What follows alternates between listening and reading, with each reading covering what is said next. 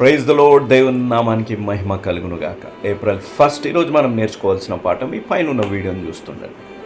April 1 అనగానే April fools day. ఎవరు కొన్ని ఫూల్ చేయాలి, నేను కాబట్టి వారిని ఫూల్ చేశాననే సంతోషం ఉంటుంది మనకి. ఒకసారి మన జీవితాన్ని మనం చూద్దామా? నిజమైన ఫూల్ ఎవరు? ఎవరికైతే మనం హాని చేస్తామో, ఎవరికైతే మనం బాధ పెడతాం, ఎవరినైతే అవమానిస్తాం, ఎవరికైతే నిందలు లేకుండా ఏమీ లేకుండా మనం చేసేసి మనం సంతోషపడి మనం తప్పించేసుకుంటాం మనం అనుకుంటాము, అదే నిజమైన మూర్ఖత్వం. జీవితంలో గమనించండి. కొలస్సీలు రాసిన పత్రిక 3వ అధ్యాయంలో ఒక మాట రాయబడి, దేవుడు పక్షపాతి కాదు. ఎవరికైనా హాని చేస్తే హాని నుంచి మనం ఎన్నడూ కూడా తప్పించుకోవాలి. బైబిల్లో ఒక చిన్న ఉదాహరణ. జెజబెల్ అనే స్త్రీ నాబోతు అనే వ్యక్తికి హాని చేసింది. తన భర్తను సంతోషపెట్టడానికి ఏదో ఒకటి లేకపోతే అత్యాశతో చేసింది. దేవుడు ఊరుకున్నారా?